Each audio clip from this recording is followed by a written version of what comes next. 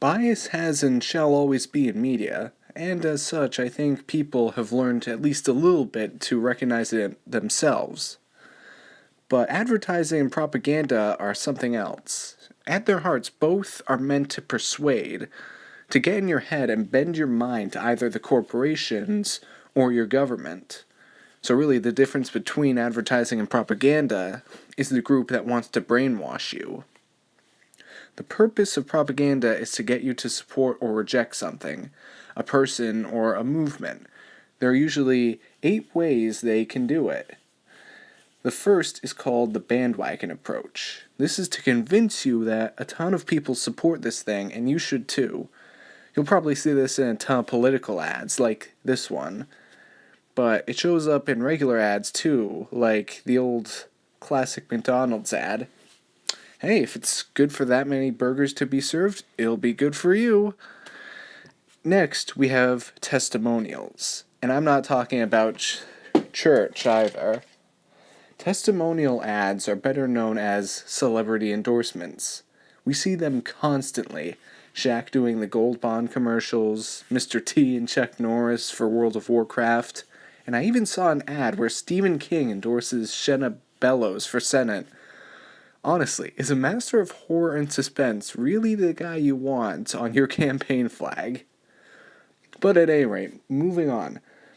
After that is one I call Plain Folks. You've seen it before. It goes back to President Martin Van Buren's election campaign, depicting him as a log cabin-born cider drinker, aka the everyman, the average Joe. Not to be confused with G.I. Joe, but that'd be an interesting spin-off. Another easy technique of propaganda or advertising is called transfer. Say you want to show your product or political candidate as a badass. You put him shirtless, on horseback, or in a tank. You're taking feelings associated with those things and transferring them to the idea or person by putting the two close together in a commercial or ad.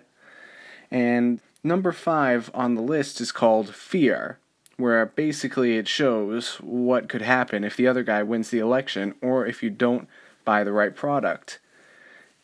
As the name entails, it incites fear in the person, making them really eager to make the right decision, aka your decision. Next, we have a personal favorite of mine, logical fallacy.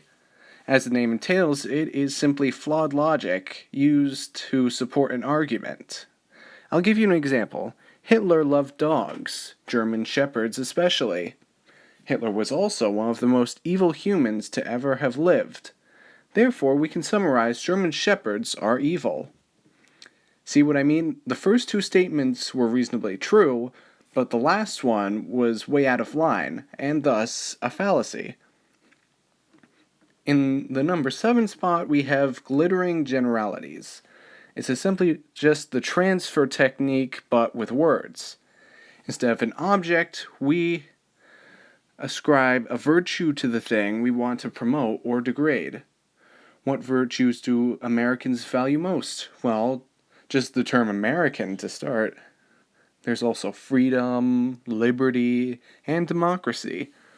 These words really help in ads. Who remembers the Days commercial for their red, white, and blue pancakes? It works the other way too, like in the Hefty commercials, where the bags are referred to as wimpy, which actually is the last techniques to propaganda advertising. Just name-calling, in almost all political ads nowadays, and some regular commercials as well. You see ads making fun of their competitors, calling them names, and just downright degrading them. Thank you all for watching. I hope you join me next time for a topic of great significance to me: violence.